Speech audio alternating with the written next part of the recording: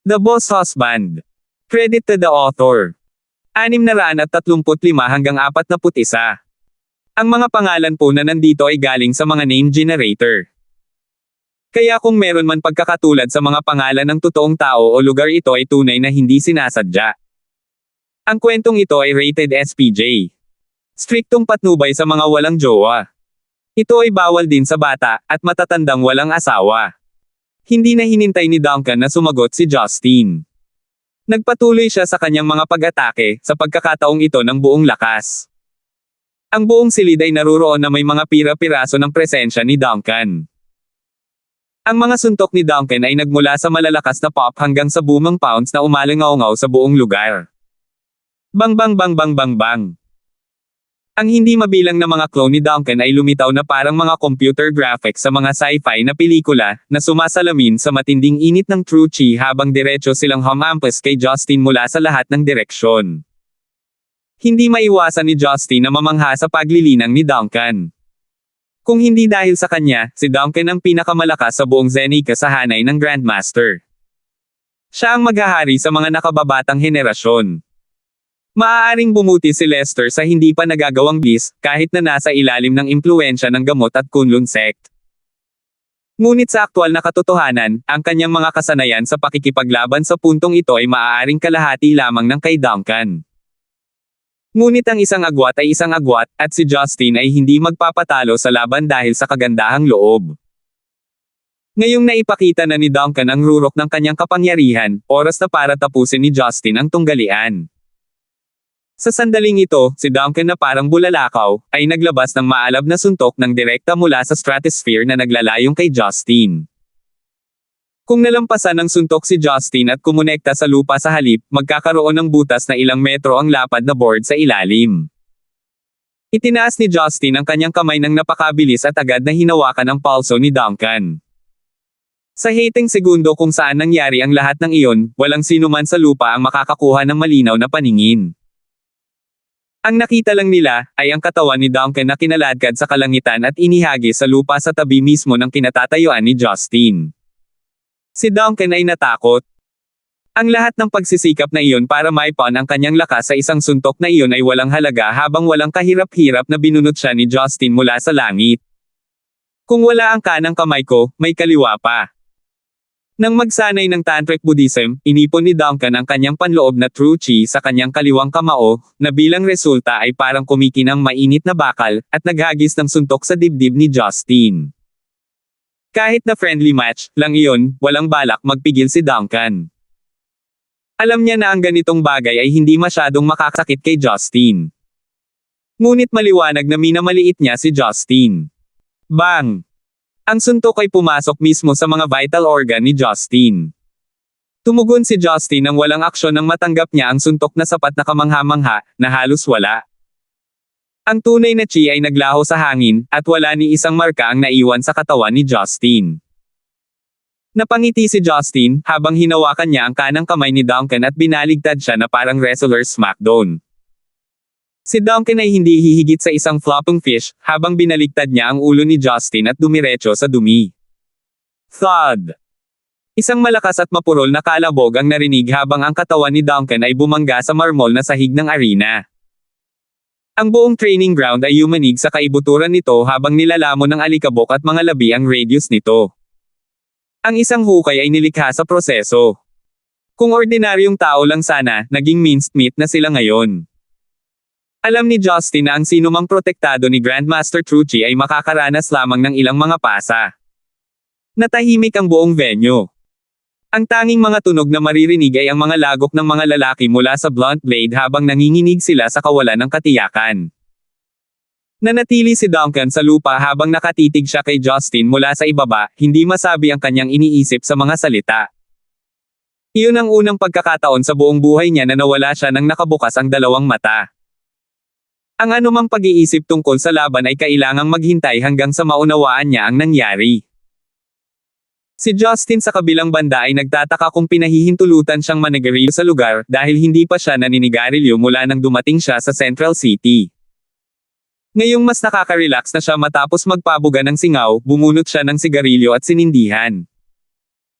Tumitig siya sa ibaba at nakangiting sinabi, hindi ko alam kung totoo ito, ngunit sa palagay ko may dahilan kung bakit pinangalanan ng master ang koponan na blunt blade.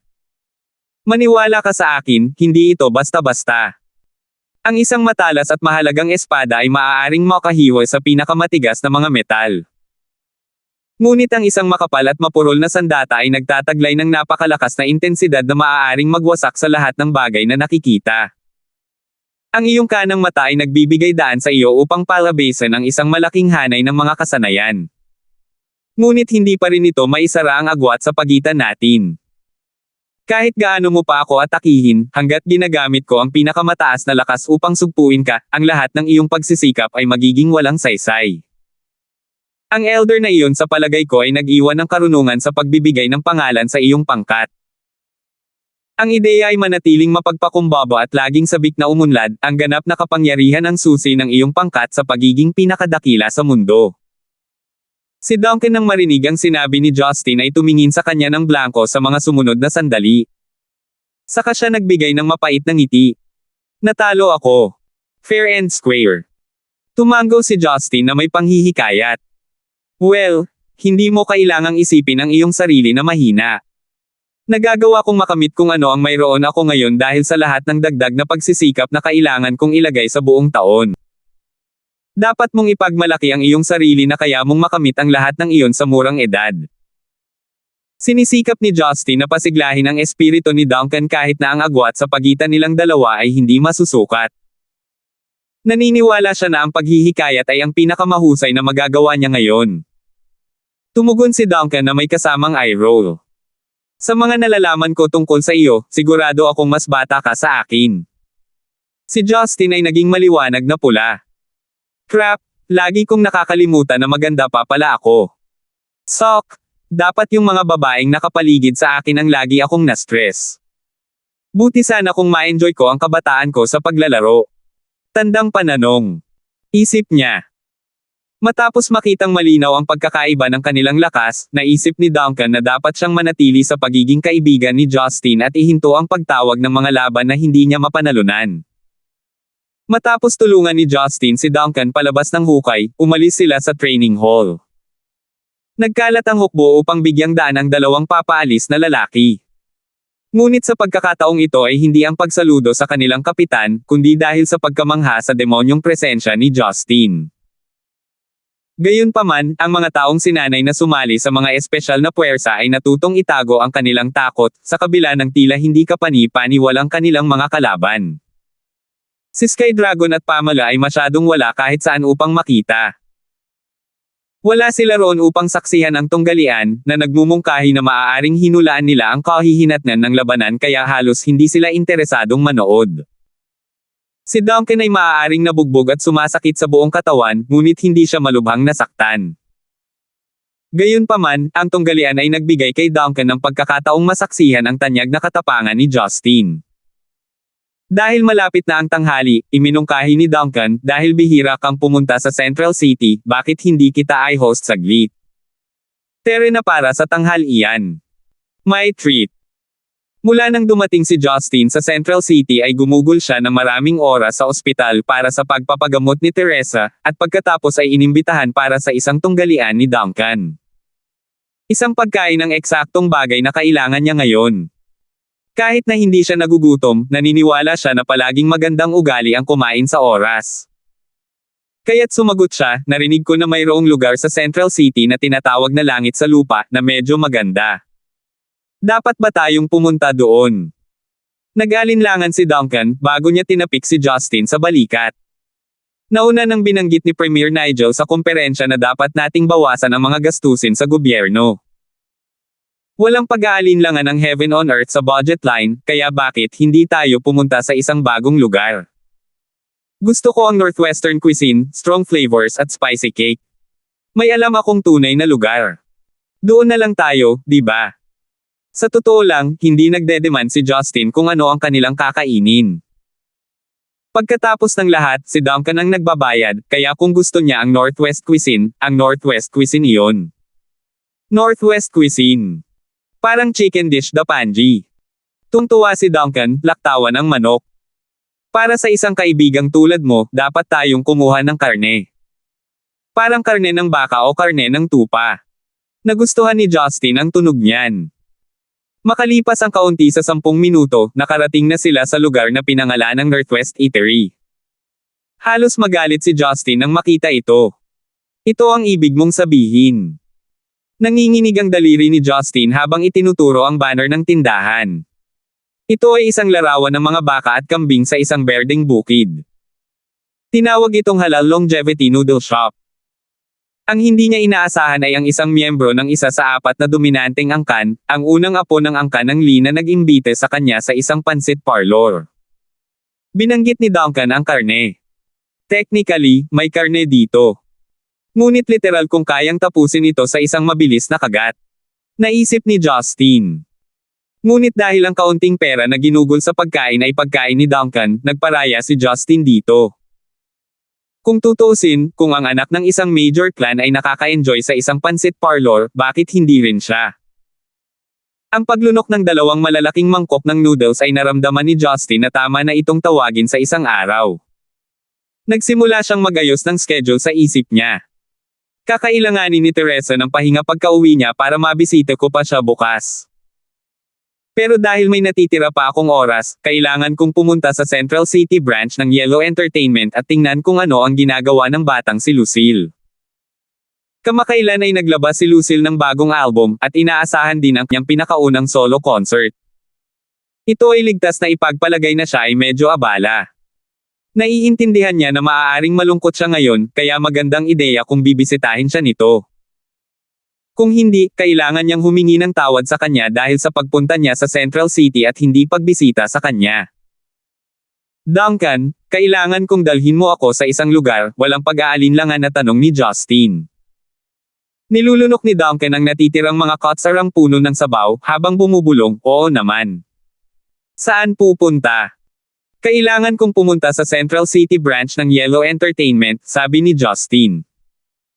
Narinig ni Duncan ang kanyang kahilingan at agad na kinuha ang kanyang telepono upang magsagawa ng kaunting pananaliksik. Nasa pinakasilangang bahagi ng 5th Ring Road. Hindi bababa sa kalahating oras bago tayo makarating doon. Kung dadalhin kita doon, kailangan ko pa ring magmaneho pabalik sa bahay pagkatapos. Sayang ang gasolina. Sa tingin ko ay mas magandang ideya na tumawag ka ng taxi. Napabuntong hininga si Justin, ganyan bang matipid, ang lahat mula sa angkan ng Lee? Nakakahiya. Kahit hindi mo gamitin ang Hummer, hindi mo man lang ba kayang ayusin na may maghahatid sa akin doon? Tinapik ni Duncan si Justin sa balikat. Gawin man o hindi ng ibang tao ang kanilang bahagi, ang pagliit sa paggamit ng mga mapagkukunan ng Earth ay nagsisimula sa amin. Kahit na ang iba pa sa amin sa hukbo ay may kamalayan sa kapaligiran. Sigurado akong ikaw din. Sa pagkakataong iyon ay naunawaan ni Justin ang isang bagay, salitang kaibigan, ay parang napaka-perpekto noong lahat ay kakilala pa. Pero ngayong naging close na sila, naging problematic na salita. Tapos nang makipag-usap si Justin kay Duncan, sumugod siya sa pasukan at agad na tumawag ng taxi. Si Sky Dragon at Pamela ay hindi laging maalaga sa kanya kahit payag sila. Hindi pa rin magiging komportable si Justin dito. Ngunit si Duncan ay nakakainis na sumunod. Masigasig niyang idiniin bago sumakay si Justin sa kotse. Mag-iingat ka. Huwag matripan ng driver. 636. Inabot ng 1.5 oras bago tuluyang humupa ang galit ni Justin. Papunta siya sa branch office ng Yellow International nang maranasan niyang bumalik at talunin si Duncan na walang kabuluhan. Sa huli, nakontrol niya ang kanyang emosyon para sa mas mahusay. Nagpapasalamat siya na ngayon lang sila nagkakilala. Noon at doon niya naisin na hindi na muling makita si Duncan. Pare-pareho lang ang mga lalaki. Astig silang kumilos kapag may bago silang nakikilala. Ngunit sa sandaling naruroon ang pagiging pamilyar, agad nilang pinutol ang kanilang harapan at ipinakita ang kanilang tunay na kulay. Ang sangay ng Yellow International ay matatagpuan sa itaas na palapag ng isang independenteng gusali. Mayroong halos 10 antas na pag-aari ng kumpanya. Sa Central City, ang real estate ay napakamahal kaya para sa isang opisina na magkaroon ng 10 palapag ay medyo kahanga-hanga. Sinubukan ni Justin na tawagan si Lucille habang nasa kanyang sasakyan. Bagamat nakalusot ang tawag, hindi ito sinagot. Hindi niya alam kung nasa opisina niya ito, pero nagpa siya pa rin siyang pumunta. Bumukas ang pinto ng elevator sa sahig ng reception area. Tumakbo patungo sa dalawang napakagandang receptionist, humajijek siya at nagtanong, nasa opisina ba niya si Miss Lucille? Nakangiting sumagot ang isa sa kanila, Sir, si Miss Lucille ba ang tinutukoy mo? Bigla niyang naalala, Lucille pala ang palayaw niya. Isa na siyang celebrity, kaya sa tingin ko ay binago niya ang kanyang pangalan pabalik sa Lucille. Tama. Pamilya niya ako at gusto ko siyang makita, sabi ni Justin. Humingi ng tawad ang receptionist. I'm sorry, sir. Kung wala kang appointment, bawal kang makita si Miss Lucille. At saka, we would need proof to authenticate your statement about being her family member. Medyo nalungkot siya dahil siya ang direktor ng Yellow Entertainment. May kapangyarihan siyang kunin ang buong opisina ngunit kahit ang mga tauhan ay hindi siya makilala kung sino siya. Nang makitang wala ng ibang pagpipilian, sinabi niya, ako ang iyong direktor. Ako si Justin, hindi basta-basta na tagalabas. Biglang natawa ang dalawang receptionist na may pag-aalinlangan na sumulyap sa kanya. Sir, may name card po ba kayo? Natigilan siya. Name card. Ipinasa ni Teddy ang isang stack sa akin noon. Pero naiwan ko na sa table ko simula noon. Dapat may dala ako. Isip ni Justin. Nang makitang wala siyang maibibigay para sa verification, mas natitiyak ng mga receptionist ang kanilang pagdududa. Subconsciously, nagsimula silang tumingin sa kanya. Kahit na may mga branded na produkto siya sa buong katawan, masyadong plain, ang overall appearance niya kapag ipinare sa kanyang katamtamang hitsura. Lumayo pa ang mga receptionist para ipagpalagay na peke ang kanyang damit. Isang lalaking tulad nito ang direktor ng kumpanya, si Justin. Hinding-hindi sila maniniwala. Napakamot siya sa ulo, at isang ideya ang lumabas sa kanyang isipan. Sinabi niya, wala ka bang mga computer? Maaari mong tingnan ang mga profile ng kumpanya. Ang aking larawan ay dapat na naroon. Iyon ay magiging sapat na patunay. Walang magawa, ngunit napansin ang seryosong hitsura ng kanyang mukha, hinanap nila ang mga folder ng kumpanya. Nang matagpuan ang kanyang larawan, binato siya ng dalawang receptionist ng mga kaina-hinalang sulyap. Itinaas nila ang kanilang mga ulo upang tingnan siya habang ikinukumpara siya sa larawan. It turned out to really be this average-looking guy. Mapait na ngumiti si Justin. Naniniwala ka na sa akin ngayon. Wala lang ako ngayon sa suit and tie. Ngumiti sila ng medyo awkward. Sir. Oh no, Director Gibson, I can't believe it's you. Kanina lang kami nagsimulang magtrabaho dito kaya hindi pa kami pamilyar sa kumpanya. So sorry. Ayos lang, ayos lang. Ginagawa mo lang ang trabaho mo. Si Justin ay nagpapatawad sa kanila. Ang kumpanya ay itinatag kamakailan lamang pagkatapos ng lahat. Karamihan sa mga manggagawa ay mga bagong dating. Nasa opisina ba si Lucille? Sumagot ang receptionist, oo. Si Miss Lucille ay nasa itaas na workroom, sa isang pulong kasama si Deputy Director Peyton. Dahil sa lokasyon ng kumpanya, hindi nakayanan ni Justin ang pang-araw-araw na aktibidad nito mula sa malayo. Kaya isang Deputy Director na nagngangalang Franklin Peyton ang namamahala sa pagsubaybay sa araw-araw na operasyon ng sangay. Matapos tanungin ang kinaroroonan ni Lucille, tumungo si Justin patungo sa mga elevator. Nahirapan siyang gumala sa isang hindi pamilyar na lugar. Ito ay higit sa lahat dahil sa kanyang hindi sapat na karanasan sa outstation business travel. Dapat ay inutusan niya ang kanyang mga nasasakupan mula sa sangay ng Central City na gumawa ng mga kaayusan na mapipigilan ang mga hindi kinakailangang paghihirap. Napatingin ang dalawang receptionist sa likod niya. Napatingin sila sa kanya ng may kakaibang tingin. Hindi nila inaasahan na ang direktor ng kanilang kumpanya ay katamtaman ang hitsura. Huminto ang elevator. Lumampas si Justin sa threshold at tumingin sa paligid niya bago naglakad patungo sa meeting room. Pagdating niya sa kulay itim na pulang pinto, nakita niya ang dalawang lalaking inchik na nakasuot ng militar na nagbabantay sa silid. Madali niyang nasabi na ang dalawang lalaki ay mula sa mga espesyal na puwersa. Walang paraan ng Yellow International na kumuha ng mga gwardya na kasing kakayahan ng mga lalaking ito. Ito ay maaaring mga hulugan lamang na may mahahalagang tagalabas sa silid. Kumunat ang noo ni Justin, ngunit hindi niya ito masyadong inisip. Pagkatapos ay sumulong siya, gustong kumatok sa pinto. Ngunit ang dalawang gwardya ay lumipat sa kanyang harapan, na hamarang sa kanyang dinadaanan. Malamig nilang sinabi, ang mga tagalabas ay hindi pinapayagan sa loob sa ngayon. Umalis. Hindi sila pinansin ni Justin at sumigaw, Lucille. Nandito na ang Kuya Gibson mo. Buksan mo ang pinto. Kahit sinong normal na tao ay hinding-hindi makakagawa nito. Pero wala siyang pakialam. Bagamat madali niyang kunin ang mga bantay, naniniwala siya na ang paggamit ng mga salita ay magiging isang mas mahusay na pagpipilian. Bago umalis si Justin sa bahay, hiniling ni Marian sa kanya na magpatawad, hanggat maaari. Ang sigaw, na may linya sa isang tiyak na gilid, ay tiyak na maririnig ng mga taong nakaupo sa silid ng pagpupulong. Sa katunayan, may biglang mabilis na mga yabag sa loob ng silid. Ang pamilyar na boses ng Lucille ay bumulalas, Brother Gibson. Maya-maya'y maririnig ang mga yabag na tumatakbo patungo sa pintuan. Binuksan ang pinto. Sa wakas, nakita ni Justin ang kanyang mukha. Isa na siyang kilalang celebrity ngayon. Sa makeup at outfit na pinagsama-sama ng mga profesional na stylists, hindi na siya ang dating tila batang babae mula sa kabundukan.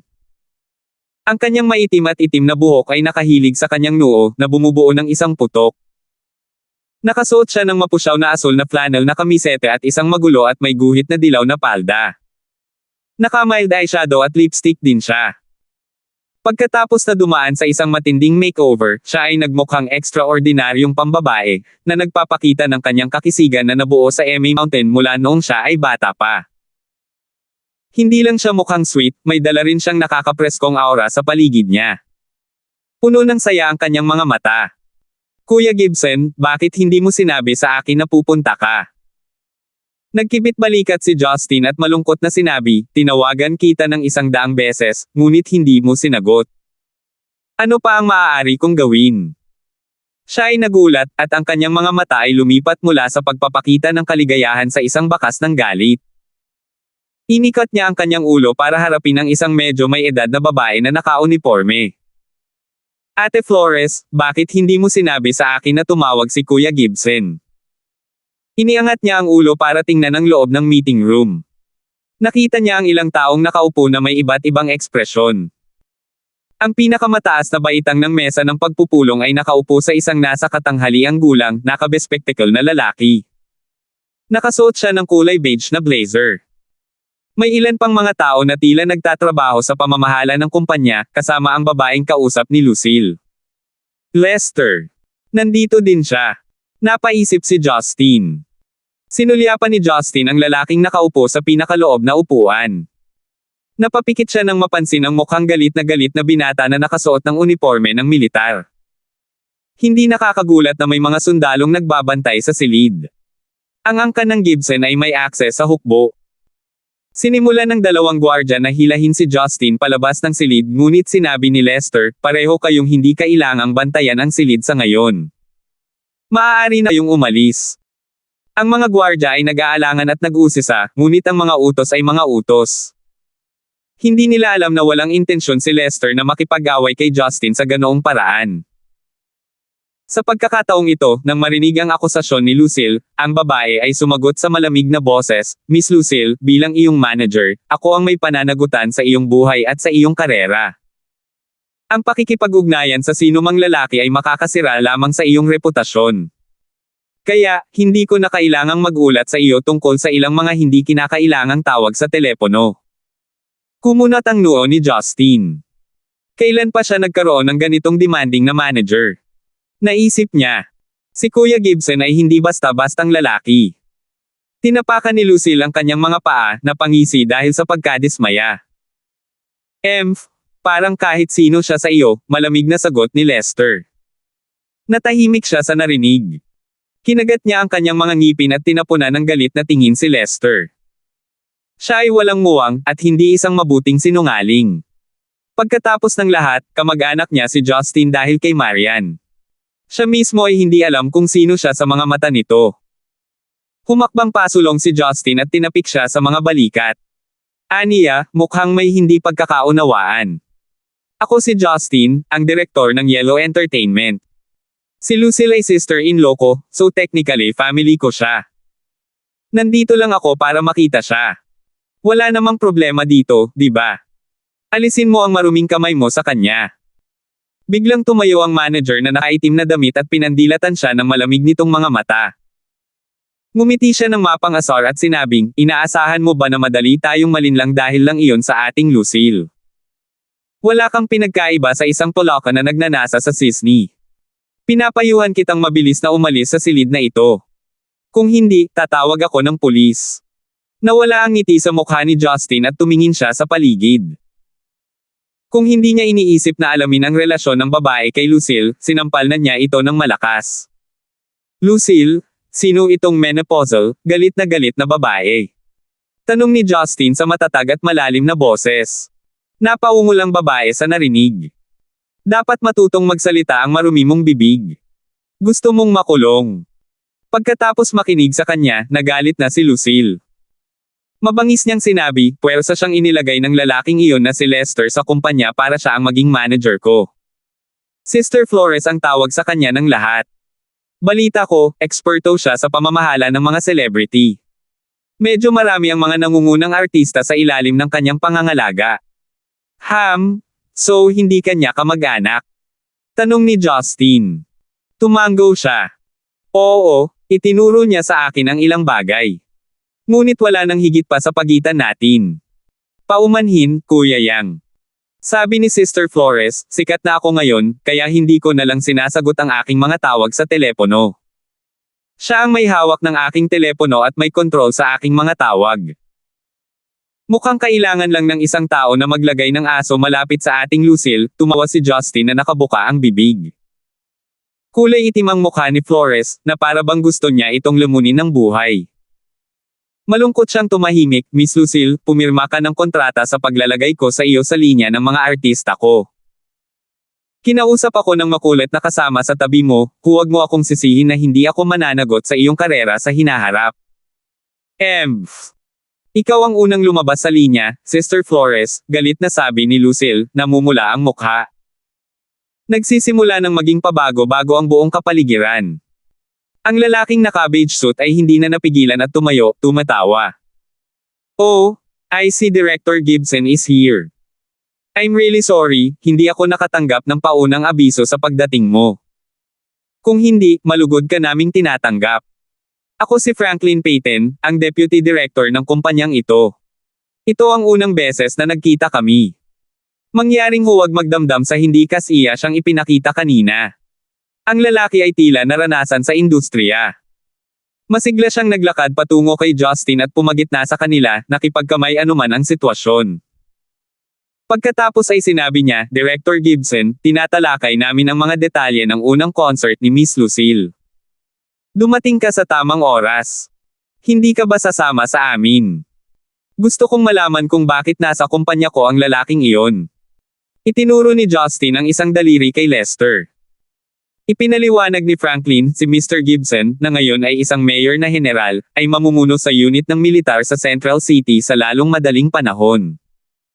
Siya ay isang matandang kaibigan ni Miss Lucille at narito siya upang tulungan siya. Pagkatapos ay bumulong siya sa tenga ni Justin, Director Gibson, ito ay para sa ikabubuti ng lahat kung maaari kang bumalik dito. Si Miss Flores ay talagang makapangyarihan sa industriya ng entertainment at siya ay may mataas na katayuan sa matataas na uri. Walang sino man ang maglalakas loob na makipag-away sa mga artistang nasa ilalim ng kanyang pangangalaga. Higit pa rito, si Mr. Gibson ay ang pinakamatandang apo ng mga Gibson Clanford na ito. Kahit na ang dalawang taong ito ay lumampas sa Linford. Kaya natin. Personally, we will still have to tolerate the both of them. Hindi makapaniwala si Justin na sa ganoong kaikling panahon, umakyat si Lester sa ranggo ng mayor na general.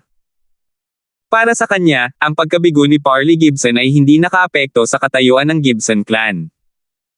Kung hindi, magiging kakaiba para sa isang hindi kapani-paniwalang binata na maging isang general.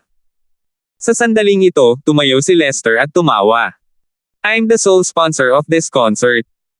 I have also taken it upon myself to be in charge of the security detail. It would only make sense if I was here. Pero ikaw, nabangga ang lugar noong nagaganap ang meeting. Sok-sok, nasaan ang ugali mo? Pero syempre, sinong masisisi natin? Hindi ka lumaki sa magulang. Si Justin ay sumilip sa kanya ngunit hindi nagpakita ng kahit kay-titing na kakulangan sa ginhawa. Para bang wala siyang pakialam. Sa halip, lumipad siya patungo sa deksyon ni Flores. 637. Anong problema? Ngayong alam mo na kung sino ako, gusto mong lumuhad at magmakaawa. Ninisya ni Flores. Si Flores may ay kasangkot sa industriya ng entertainment sa loob ng maraming taon. Ang mga kilalang tao sa ilalim ng kanyang pamamahala ay napaka-prominent. Naturally, siya ang pinakahinahangad na celebrity manager sa Asia. Bukod pa riyan, naging vice chairman din siya ng isang entertainment company. Ligtas na sabihin na siya ay isang pangunahing manlalaro sa kanyang larangan. Kung hindi dahil sa pinagkakatiwalaang background ni Lester, hindi sana siya pumirma ng kontrata sa tulad ng isang rookie na tulad ni Lucille sa napakaikling panahon. Kahit na si Lucille ay nagkaroon ng pag-aproba ni Christine, si Flores ay hindi makagawa ng exception para kay Lucille. Mayroon na siyang kahangahangang halaga ng kapital bago ito ngunit sa suporta ng angkan ng Gibson sa ilalim ng kanyang sinturon, ito ay isang alok lamang na hindi niya maaaring tanggihan. Hindi man lang siya naabala sa katotohanan na ang Yellow Entertainment ay isang napakabagong kumpanya. Nasa lahat ng dako ang Yellow International, ngunit sa mundo ng entertainment, si Flores ang tumatawag. Hanggat gusto ni Lucille na manatili sa showbiz, walang makakalaban sa kanyang kagustuhan. Sa totoo lang, kung hindi dahil sa mapilit na intervention ni Lester, ang lahat ng usapin tungkol sa debo ni Lucille ay hinahawakan na sana ng Yellow Entertainment. Ang pangunahing dahilan kung bakit itinatag ang kumpanya sa unang lugar ay upang bigyan si Lucille ng magandang plataporma para ipakita ang kanyang talento. Hindi sila kukuha ng tagalabas para gumawa ng trabaho na kaya nilang gawin sa kanilang sarili. Gayunpaman, iyon lang ang Yellow International, isang kumpanya. Kung gustong makialam ng isang taong may impluwensyang militar at suporta sa politika gaya ng young master na si Lester sa mga usapin, magiging kasing dali ng pagkuha ng candy mula sa isang bata. Kahit na kinasusuklaman ni Lucille si Lester, isa pa rin siyang mabait at passive na tao sa kanyang puso.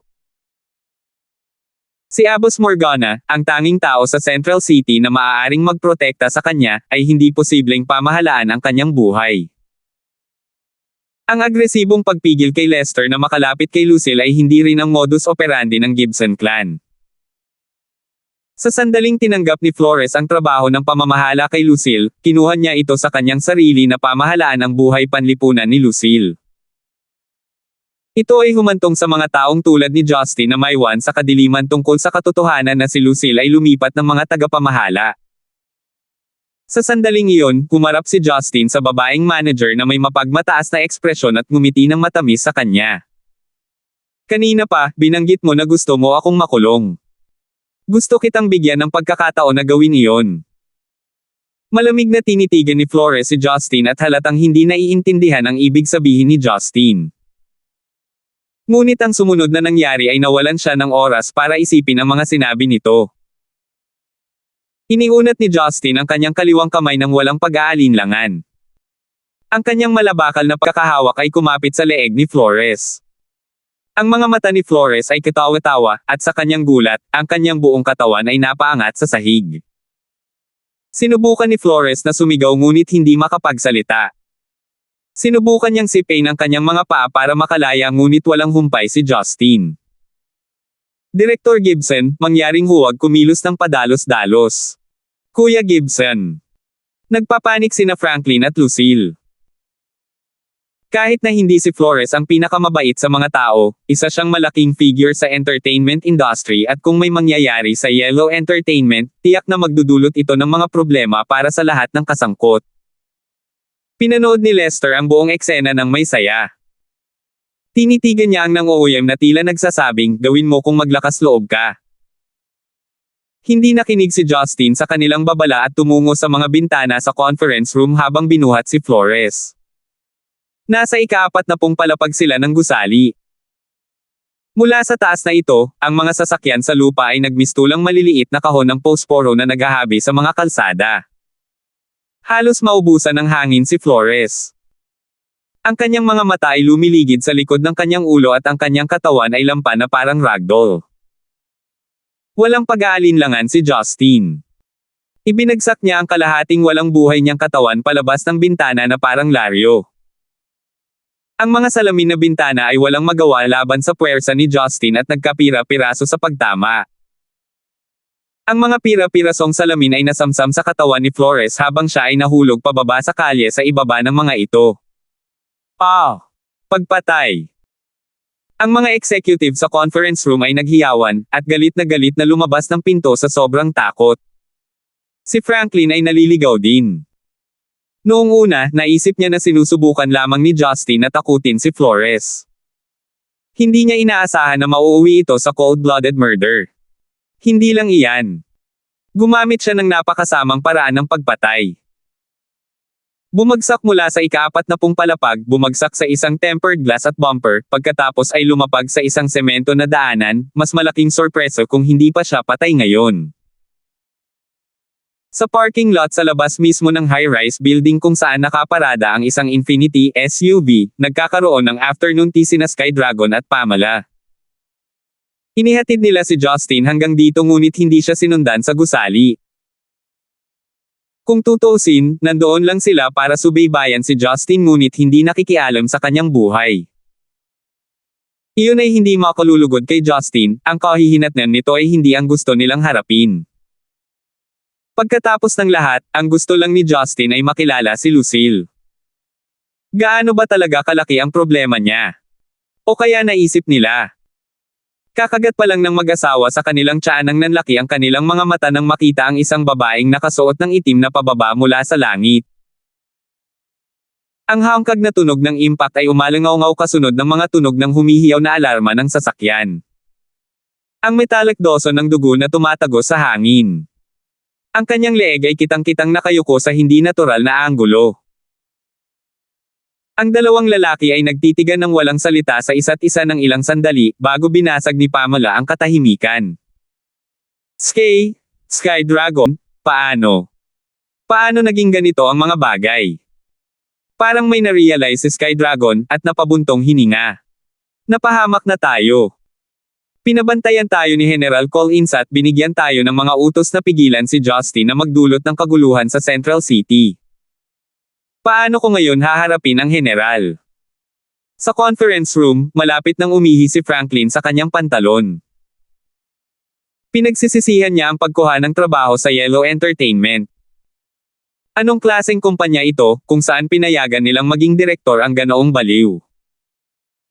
Si Lucille ay nanginginig pa rin sa pagkabigla ngunit hindi siya nakaramdam ng labis na pagsisisi o pakikiramay para kay Flores. Pagkatapos ng lahat, hindi siya ang iyong karaniwang babae. Sa kanyang opinyon, nagalit si Flores kay Justin. Kapag may nagalit kay Justin, dapat silang maging handa na harapin ang kanilang mga kahihinatnan. Isang mabagal na pagpalakpak ang bumasag sa katahimikan. Tumawa si Lester at tumayo mula sa kanyang upuan, sinabing, "Bravo, bravo." Iyon ay isang kahangahangang pagganap. Kahit na pinatay si Flores ng napakalupit, hindi man lang nagpakita ng kahit katiting na kalungkutan ang kanyang amo. Sa kabaligtaran, siya ay ganap na kalugod-lugod. Para bang lahat ay nangyayari ayon sa kanyang plano. Tahimik na sinabi ni Justin, "Akala mo sa paggawa nito, maaari mong hikayatin si Hongmeng na labanan ako, at palayasin ako. Marahil ay gagana ito. Ngunit hindi mo sinagot ang sarili mong buhay. Kung gusto mo, maaari kitang ipadala sa kabilang buhay dito ngayon din." Malinaw na si Flores ay isa lamang hanggal na nakasangla sa larong ito ng high-stakes chess. Siya ay pumasok sa laro nang hindi man lang alam, at ginamit ni Lester para pukawin si Justin. Sa pagkakataong ito, talagang pinuntiryan ni Lester ang Achilles heel ni Justin, mula sa pagmamanipula kay Lucille, at lantarang hiyain siya. Alam niyang tiyak na magagalit ito kay Justin. Si Lester ay tumawa ng baliw, ang kanyang mukha ay napalitan ng nakakadiri na ekspresyon. "Gusto mong makita akong mamatay? Ituloy mo. Hindi ka nagkakamali. Pinlano kong mangyari ang lahat ng ito sa pag-asang maalis ka ni Hongmeng. Akala mo ba talaga hindi ka magagapi? Postahan ka na akala mo may proteksyon ka sa matanda para hindi ka na mag-alala tungkol sa kahit ano. Well, hindi kita papakawalan ng ganoon kadali, patayin mo na lang ako ng clan. Isa sa 4 na pangunahing angkan, at tingnan natin kung manunood pa rin si Hongmeng sa gilid. Sa gusto mo. Sa sandaling natapos ni Justin ang mga salitang iyon, lumitaw ang kanyang katawan sa harap mismo ni Lester. Habang si Lester ay may tulong ng panlunas sa lahat mula sa Kunlun, at medyo sanay, ngunit siya ay, kung tutuusin, bata pa at hindi tulad ni Duncan na nakapasok na sa Grandmaster Realm. Sa sandaling lumapit si Justin sa kanya, agad na naramdaman ni Lester ang isang pumipigil na puwersa na napakalakas na siya ay nauubusan ng hininga. Inipon niya ang lahat ng kanyang lakas at sinubukang pakalmayan ang kanyang sarili sa harap ni Justin, ngunit kahit anong pilit niyang labanan ito, tila ang espasyo sa harap ng kanyang katawan ay pinaliit hanggang sa punto kung saan ang paggalaw ng kanyang mga paa ay napatunayang isang mahirap na gawain. Dahan-dahan, nagsimulang martilyo ang mga ugat ni Lester sa kanyang katawan, at ang kanyang mga ugat ay malapit ng sumabog. Bumagsak siya sa lupa, lumuhad sa pagkatalo. Naisip ni Justin na random lang siyang naglalabas ng nakakatakot na aura, ngunit ito ay isang bagay na napakalakas kaya hindi maipagtanggol ni Lester ang kanyang sarili laban dito. Si Lester ay hindi gustong bumitiw sa kanyang kapalaran, ngunit hindi niya maiwasang isipin. Ang lalaking ito kahit papaano ay lumakas. Anong klaseng halimaw siya?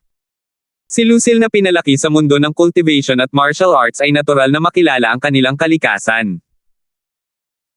Kaya naman, lubos siyang nabigla nang mapagtanto niya na ang paglilinang ni Justin ay lampas na sa mga hangganan na posibleng maisip niya. Sa aking mga mata, ikaw ay walang iba kundi ang dumi sa pagitan ng aking mga sapatos, sabi ni Justin na mapagkunwari.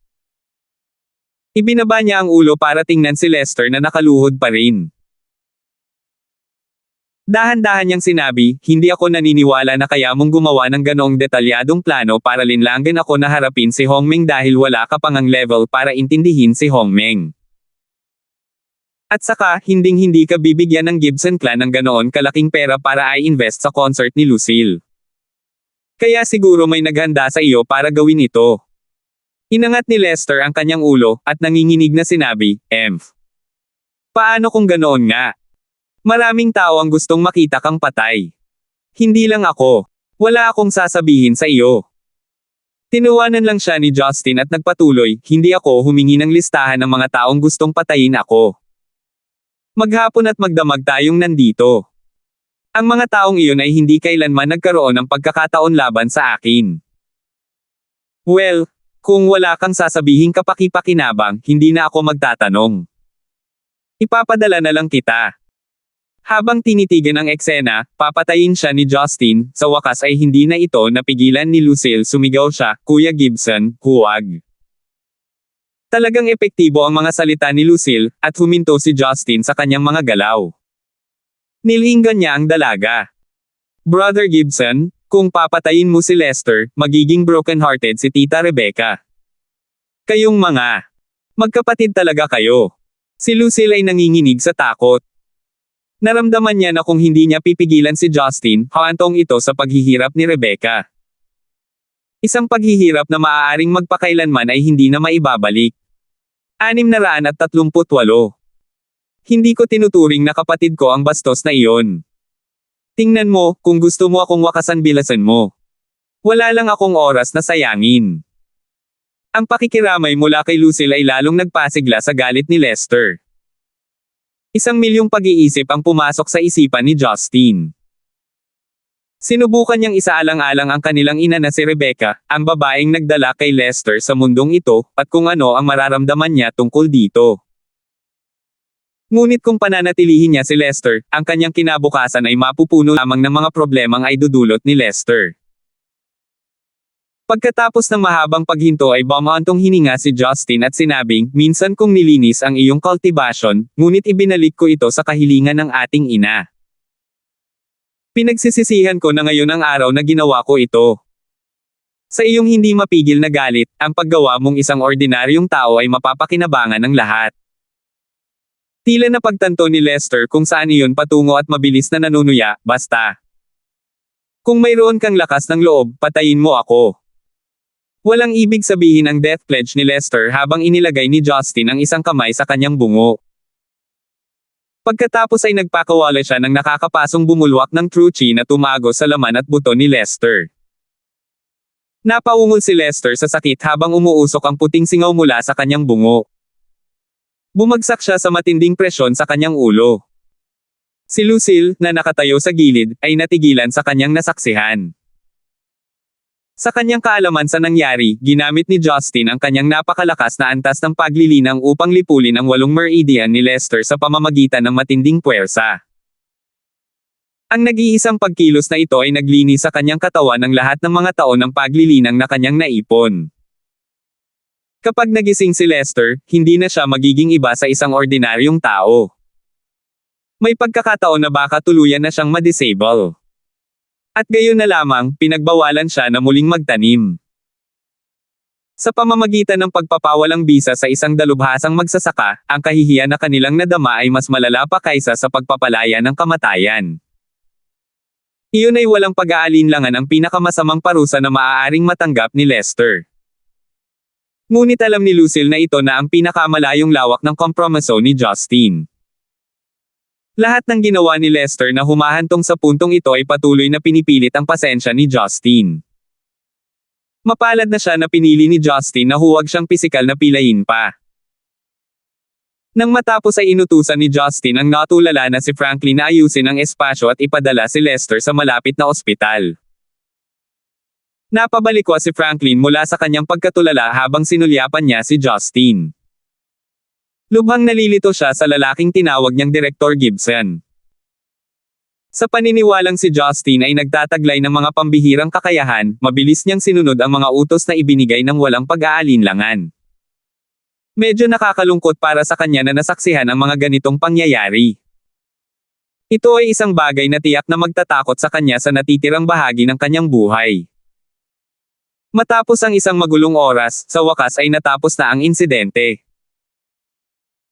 Tinipon ni Franklin ang matataas na ranggo ng mga saksi ng pagpatay kay Justin at pinilit silang panatilihing lihim ang mga pangyayari.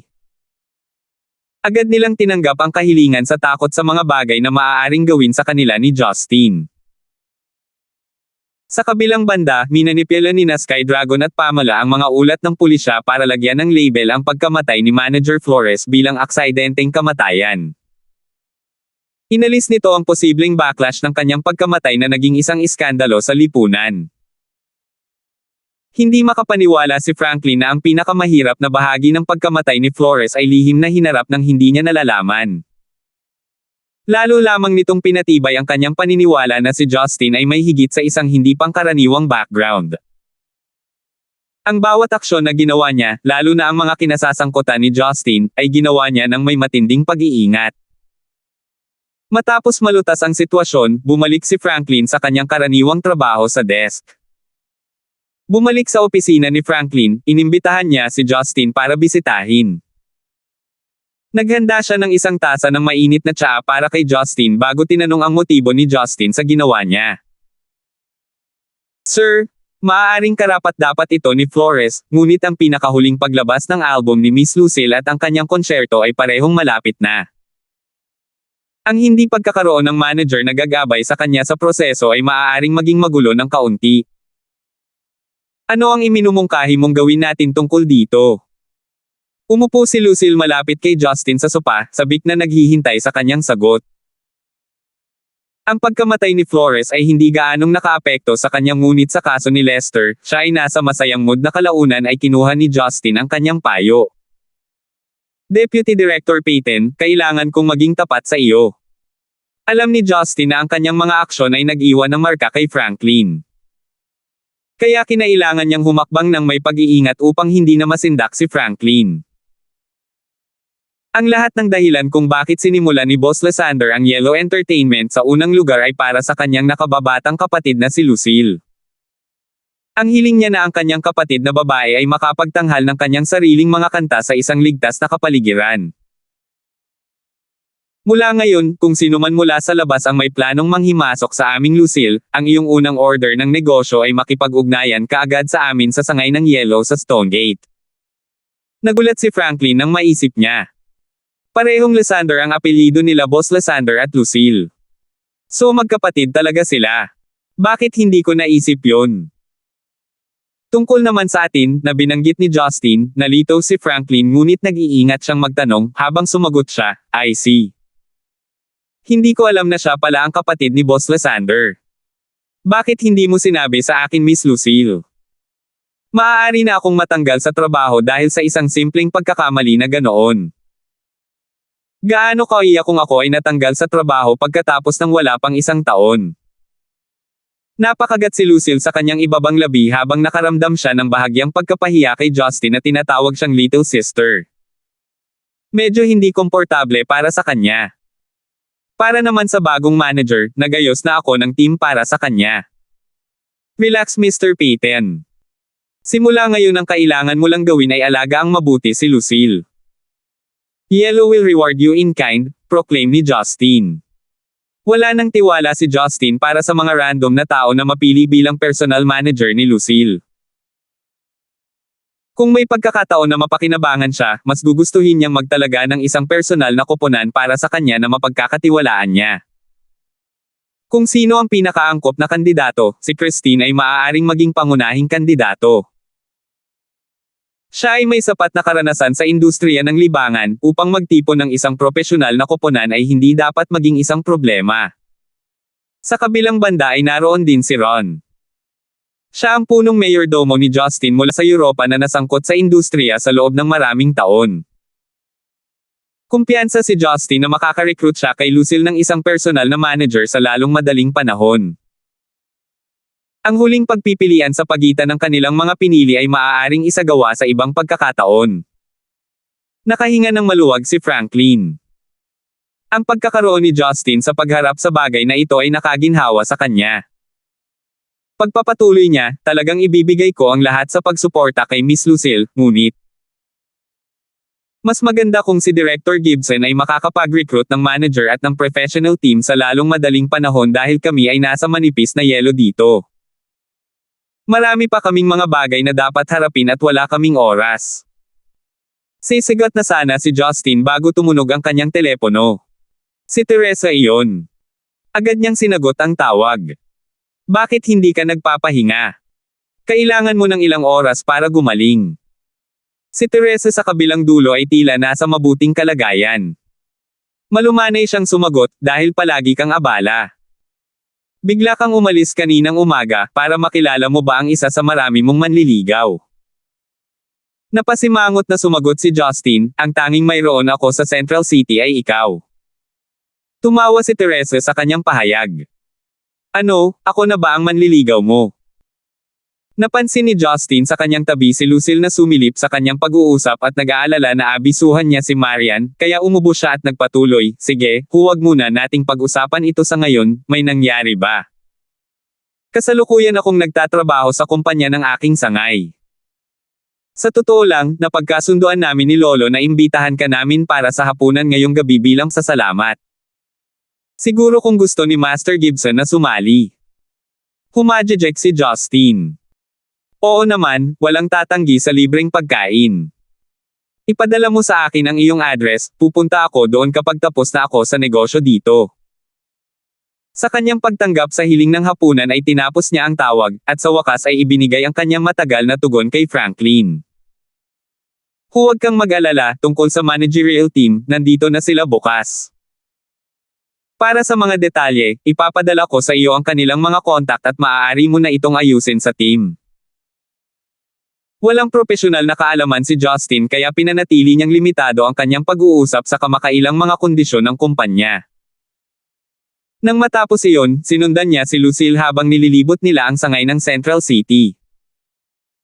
Sa pagtatapos nito, pumunta si Justin sa studio upang makinig sa ilan sa mga pinakabagong single ni Lucille sa kanyang album. Naiwan siyang tulala anuman ang kanyang kakulangan sa kaalaman sa musika. Marahil ay dahil sa kanyang pagkabata sa Mount Emmy na ang musika ni Lucille ay umalangaw-ngaw sa isang kapaligiran ng katahimikan. Ang kanyang mga vocal ay nagdulot ng isang klasikal na backdrop anuman ang genre ng kanyang musika. Nagbigay ito sa kanyang mga kanta ng kakaibang twist. Sinamahan sila ni Franklin sa buong pagbisita, habang patuloy na ipinagyayabang siya. Maraming mga awit sa mga araw na ito ang pumatok at umaalis sa eksena. Ngunit ang mga tunay na makakamit ang hanay ng mga pop queen ay lahat ay nagtataglay ng kakayahan ng sariling katangian. Ang boses ni Miss Lucille ay nagpapakalma sa mga kaluluwa ng mga manunood. Naniniwala ako na magagalaw niya ang mga puso ng lahat sa buong Asia, at sa kalaunan sa buong mundo. Tumango si Justin, kahit na malinaw na nag-bootleg si Franklin. Sa huli ay marami pang dapat harapin si Lucille sa Central City, at oras na rin na umalis si Justin para sa imbitasyon sa hapunan ng Dawson Clan. Nang magsimulang mabawi ang kalangitan, umalis si Justin sa tanggapang pansangay. Sa pagkakataong ito, nilampasan ni Justin ang taxi. Sa halip ay hinanap niya ang kinaroroonan ng sasakyang sina Sky Dragon at Pamela. Tila inaasahan ni Sky Dragon at Pamela ang kahilingan ni Justin, habang binuksan nila ang pinto. Tamad na nakaupo si Justin sa loob ng Infinity habang sumulyap siya sa mga upuan sa harapan at nakaharap sina Sky Dragon at Pamela. Ang dalawa sa kanila ay nagbibigay sa kanya ng pinakamaasim na mukha na maaari nilang aiipon. Masaya niyang sinabi, pupunta ako sa Dawson para sa hapunan ngunit natakot ako na hindi nila papasukin ang taxi. Kaya naisip ko na mas mabuting ideya kung kayong dalawa ang maghahatid sa akin. Bamantong hininga si Sky Dragon, masyadong padalos-dalos ang iyong mga kilos. Kahit na para sa iyo Justin. Bagamat ang Flores na iyon ay hindi isang taong mahalaga, ngayong pinatay mo siya, tiyak na gagawa ka ng chain reaction na sa kalaunan ay babalik para kagatin ka. At paano si Lester? Sa tingin mo ay uupo siya, ngayong nalinas mo na ang kanyang cultivation. Napakamot ng tenga si Justin habang nakikinig. Masaya niyang sinagot, mangyari ang mangyayari.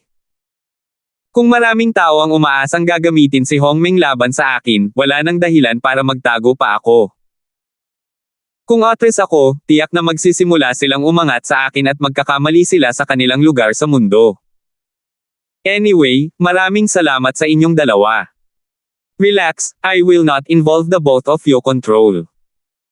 Sisigat na sana si Sky Dragon ngunit kinurot ni Pamela ang kanyang asawa at bahagyang umiling. Kumbinsido siya na ang sinabi ni Justin ay may halaga ng katotohanan. Ang mga bagay na mangyayari ay magiging. Hindi nagtagal, ang sasakyan ay mabilis na tumawid sa maliwanag na mga kalye, patungo sa tirahan ng Dawson. 639. Sa isang pribadong ward sa isang ospital na matatagpuan sa Central City, ang dim lights ay kumikislap sa isang lalaking nakahiga ng walang kaluluwa sa kama ng ospital. Ang kanyang mga mata ay ganap na walang anumang emosyon o ekspresyon.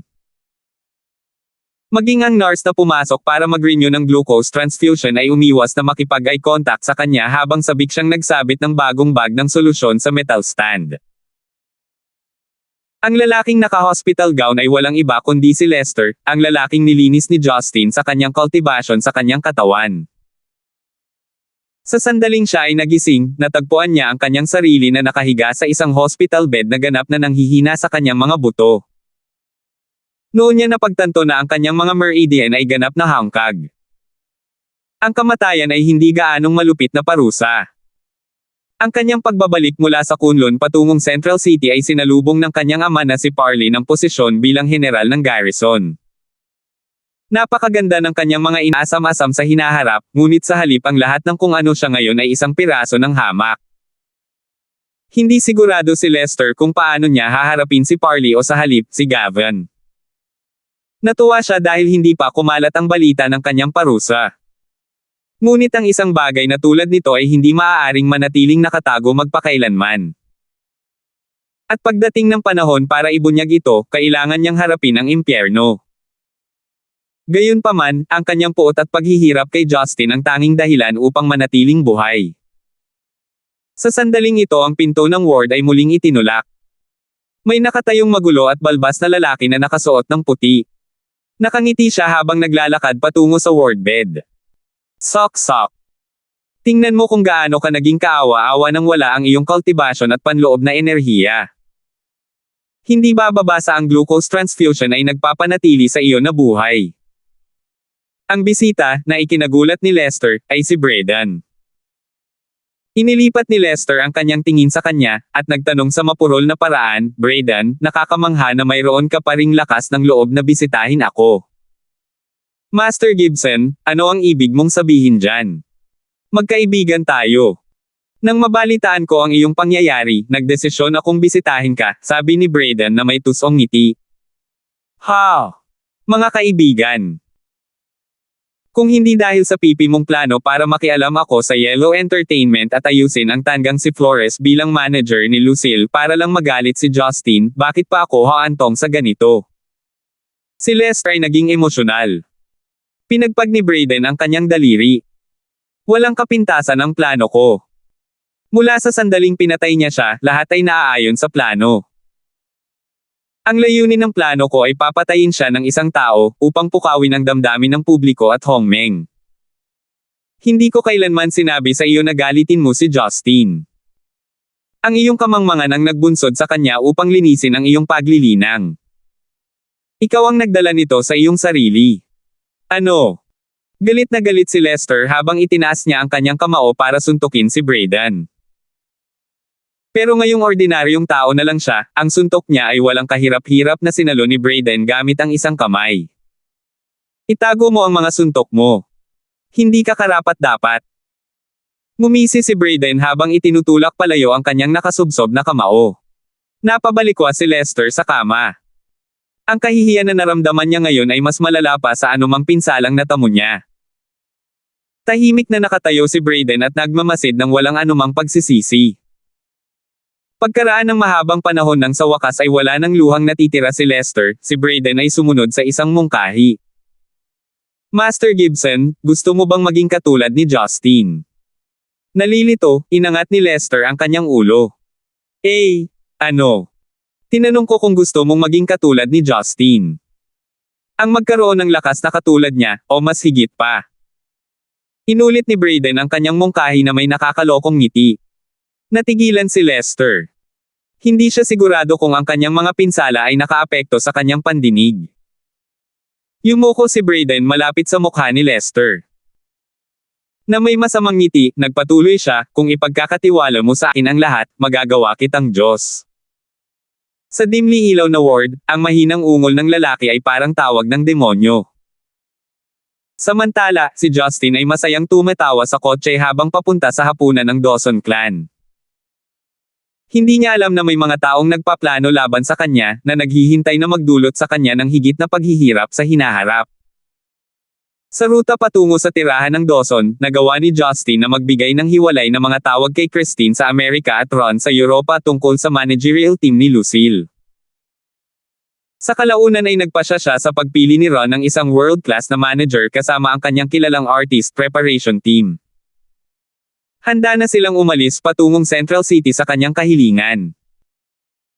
Pagkatapos ng casual na chat, halatang na-miss ni Ron ang pagsasama ni Justin habang paulit-ulit niyang ipinahiwatig kay Justin na bumisita pabalik. Si Justin, sa kabilang banda, ay nagsisikap na iwasan ang paksang iyon. Hindi nagtagal, dumating siya sa tirahan ng Dawson. Nalampasan nito ang inaasahan ni Justin sa isang anti-gang gusali, ngunit sa halip ay isang kumpol ng mga mansyon na may modernong disenyo. Pagkaraang ihatid siya, nagpatuloy sina Sky Dragon at Pamela. Si Didi ay naghihintay sa may tarangkahan para sa kanyang pagdating. Nang makita siya, kinaladkad siya nito papasok habang nagmamadali, "Tito, sa wakas ay gagawin mo na ba akong mini-me kay nanay? Pagkatapos mong iligtas ang kanyang buhay ngayong umaga, sa palagay ko ay hindi na siya makapaghintay na magpasalamat sa iyo sa pamamagitan ng pag-aambag ng kanyang katawan." Napatulala si Justin. "Ano ang mini-me? Ang totoong ikaw ay sapat na ang pagpapahirap." Nakipagkamay siya habang sumagot, "Hindi ka takataka na palagi kang tinatawag ng nanay mo na isang mahirap na bata. Palagi mong sinasabi ang mga pinakamasamang bagay. Naging tapat lang ako. Ang katapatan ang pinakamalaking katangian ko sa buhay." Si Didi ay napuno ng kagalakan. "Unlike you, Uncle. You're always acting all high and noble when you're in fact so perverted. Kung ako sa'yo, matagal na akong nakahiga sa kama niya. Ang kanyang kama. Tandang pananong.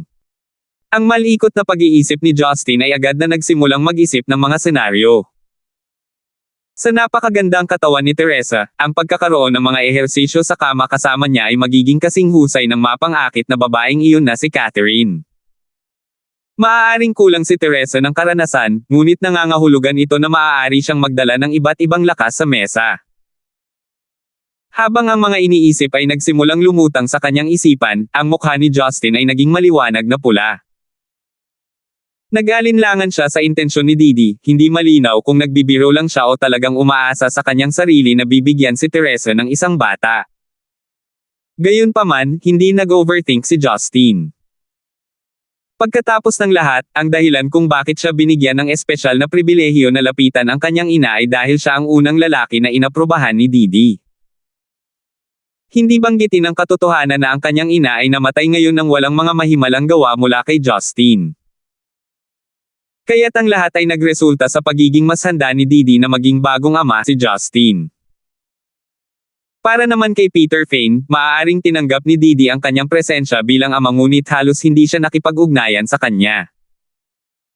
Pagkatapos nilang mag-navigate sa ilang magagandang mansyon, napansin ni Justin na talagang malawak ang tirahan ng Dawson. Ito ay naiintindihan bagaman dahil ito ay isang henerasyon. Sa bawat henerasyon ay dumating ang isang bagong mansyon sa mga umiiral na. Gayunpaman marami sa mga miyembro ng angkan ang kumalat sa bawat sulok ng Zeneca. Marami rin sa kanila ang naninirahan sa ibang bansa, na iwan ang karamihan sa mga mansyon ay walang laman at bakante. Sina Justin at Didi ay naglakbay hanggang sa isang 3 palapag na gusali sa gitna ng tirahan. Sa likod bahay nito ay isang vintage pavilion na may mga pahiwatig ng sinaunang panahon na mahusay na naiilawan.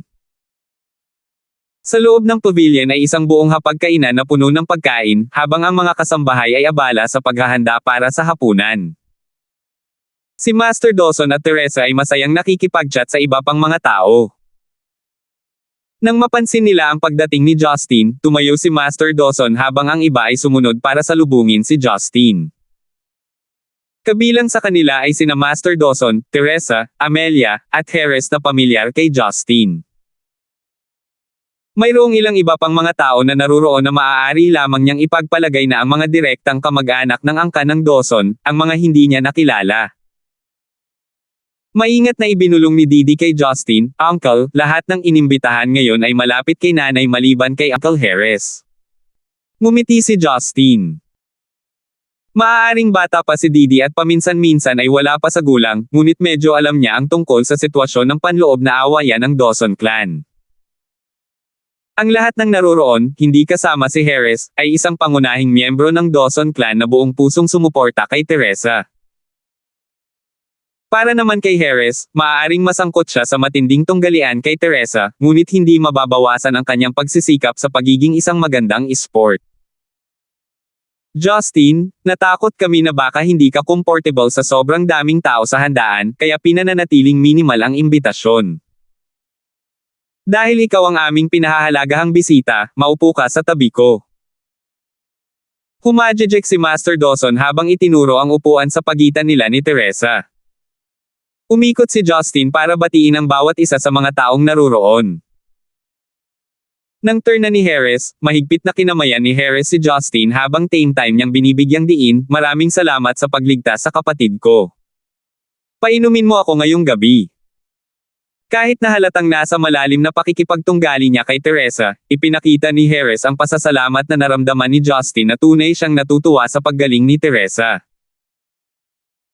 Kapansin-pansin dahil sa kagandahang loob na mayroon siya na ang tunggalian ay nagpatuloy hanggang ngayon, kahit na si Master Dawson ay malinaw na may kinikilingan sa kanyang apo na si Teresa. Matapos magtipon ng lahat sa hapag, sinimulan ng mga tiyuhin at tiyahin ni Teresa ang pag-ihaw ng kanilang alak kay Justin. Ang ilan sa kanila ay hindi man lang alam kung sino siya. Si Justin ay may ilang baso ng alak sa isang hilera bago siya tumingin sa iba't ibang mga ulam sa Pag-asa. Gayunpaman, bago siya makapagsimulang kumain, muli niyang naramdaman ang presensya ng isang pamilyar na manggugulo. Ang tanging narinig niya ay ang malalakas na tawanan na umaalingaw-ngaw sa buong looban. Isang binata ang nagmarcha papasok sa venue na may dalang isang sako na puno ng bayabas habang sumisigaw siya sa mga tao, lahat mula sa angkan ng Dawson, nagdala ako ng mga prutas para sa inyong lahat. Sino pa kaya ito maliban kay Duncan? Kahit na para sa isang taong sanay na makasaksi ng mga kakaibang kalokohan, hindi napigilan ni Zygmunt ang kanyang sarili kundi ilibot ang kanyang mga mata sa kapahamakan ni Duncan. Mabilis na nakauwi si Duncan. Inilapag niya ang sako ng bayabas sa gilid, at nagsimulang tumawa. Bakit maagang nagsimula ang lahat? Paumanhin sa pagkaantala, bumibili ako ng ilang prutas sa daan. Any space around for me? Maaaring hindi gaanong nakapunta si Duncan sa Central City, ngunit alam ng lahat mula sa angkan ng Dawson na siya ay isa sa Central City King Duo, habang kasabay nito ang unang apo ng angkan ng Lee. Gayunpaman, ang bastos na ito ay dumating na may dalang murang bayabas kapalit ng pagkain. Naiwan ang mga Dawson sa pagkabalisa. Tsaka hindi naman siya invited. Ang unang nag-react ay si Master Dawson, habang siya ay malumanay ng ngumiti bago sinabing, dahil ang batang ito mula sa mga Lee ay nagpasya na pumunta para sa party, ang aming angkan ay malugod kang tatanggapin. Ang isang matalino, makaranasang tao tulad ni Master Dawson ay masapat na kapal ng balat para tawagin ang isang sako ng bayabas na mga regalo. Gayunpaman, talagang nakasanayan na ni Duncan ang kanyang sarili habang inuutusan niya ang katulong. Ilagay mo na lang ang upuan ni Miss Amelia. Medyo malapit na tayo. Muntik nang mahulog si Amelia sa kanyang upuan habang nakatitig kay Duncan. Ano bang meron sa taong ito? He's been contradicting my every words at the hospital, tapos ngayon gusto niya akong tabihan. Anong utang ko sa kanya? 640 po.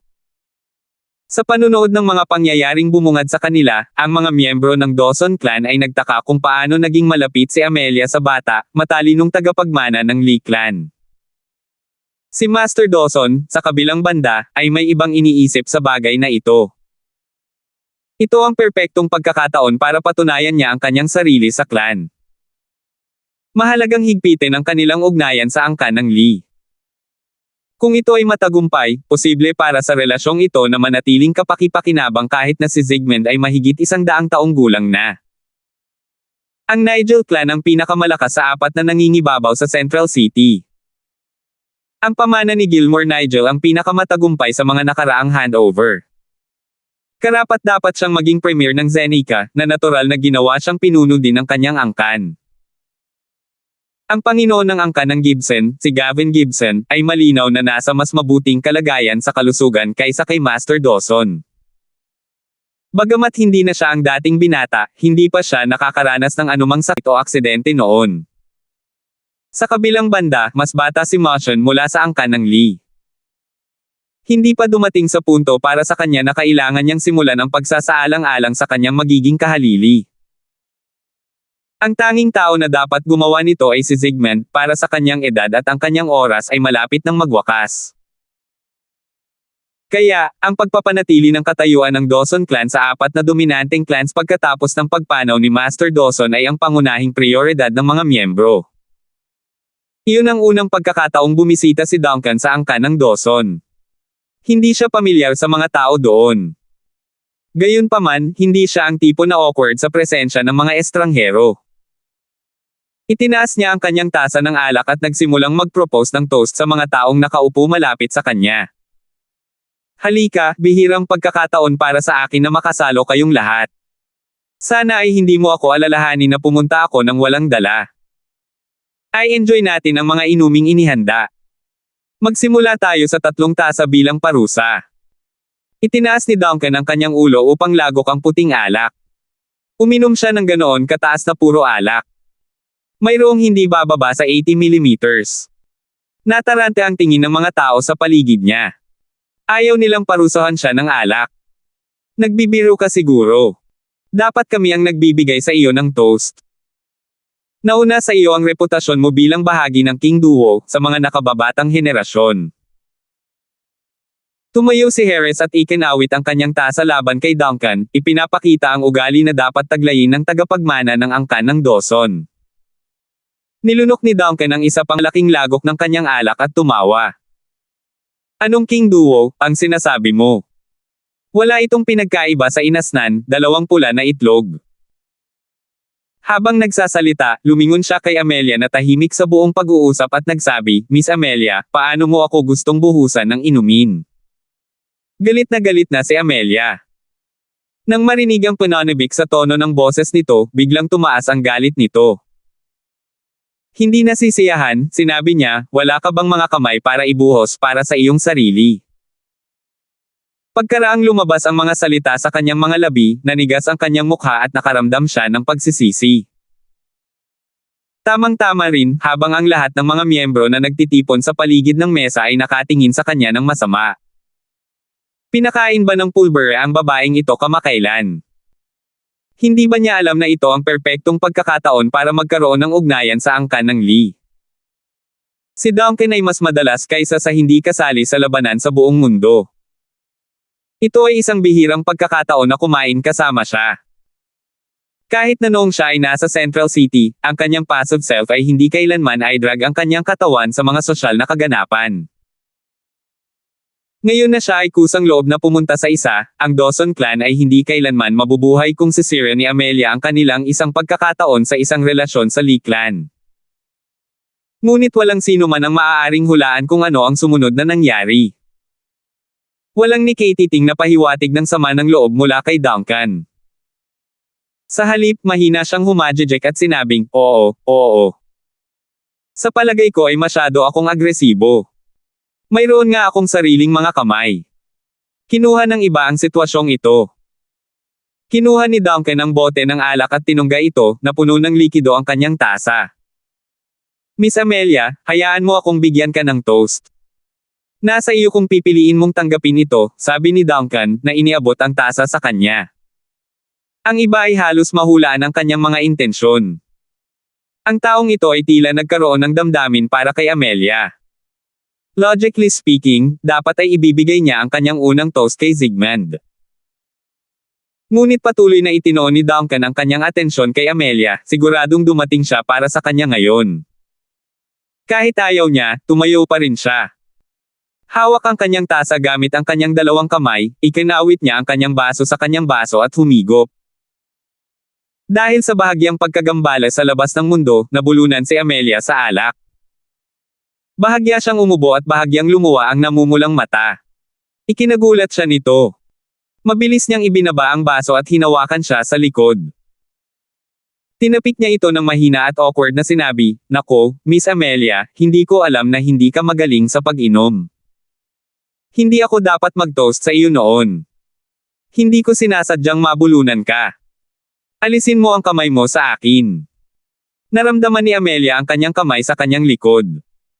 Namula ang mukha niya at pilit niyang inaalis iyon. Nagpakawala siya ng ilang basag ng tawa.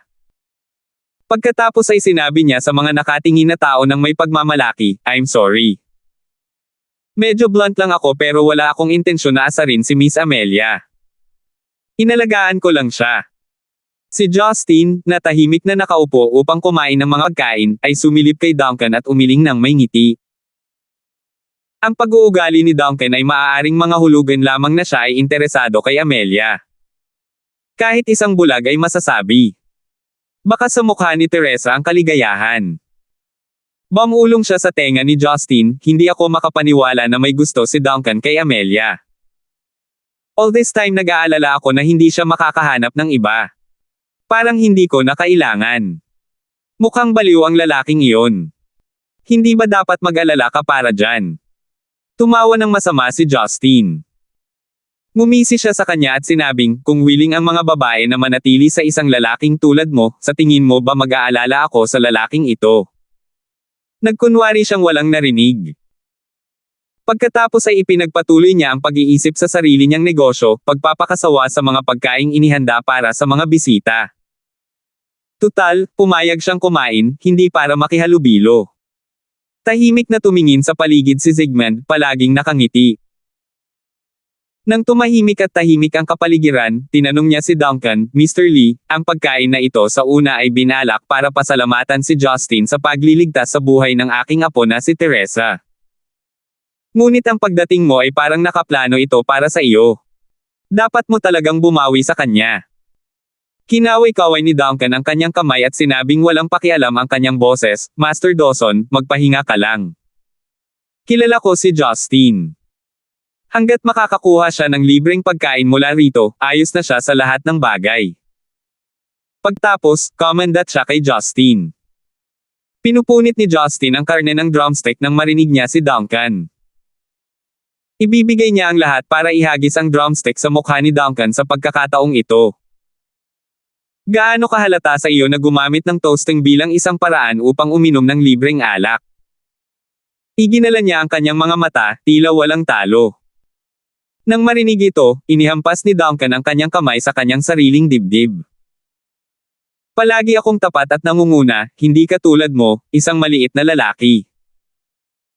Dinalhan mo ako ng ramen para sa isang pagkain, at ayaw mo akong ihatid dahil ayaw mong gamitin ang iyong gas. Ang lakas ng loob mong tawagin akong maliit. Ikaw. Maliit na tao. Ako. Sige, sige, sabi ni Teresa. Nahalatang naiinis sa awayan, pareho kayong hindi bata. Bakit kayo nag-aaway pa? Sa tingin mo kindergarten ang angka ng Dawson. Wala siyang choice kundi pigilan sila. Ang lahat sa paligid ng mesa ay nagpipigil ng tawa mula nang marinig nila ang tungkol sa bahagi kung saan tinatrato ni Duncan si Justin ng isang mangkok ng ramen. Maging ang mga kasambahay ay hindi makapaniwalang nakatingin sa kanya. Bakit napakakuripot ng mayamang binata na ito? Ang tanging tao na wala sa magandang mood ay si Amelia, na nakalubog ang ulo. Matapos ang walang humpay na pagtatalo sa pagitan ng dalawang matanda, nakita ni Harris ang kanyang pagkakataon at nagsimula ng isang pag-uusap. Nakangiting sabi niya, Mr. Gibson, nabalitaan ko.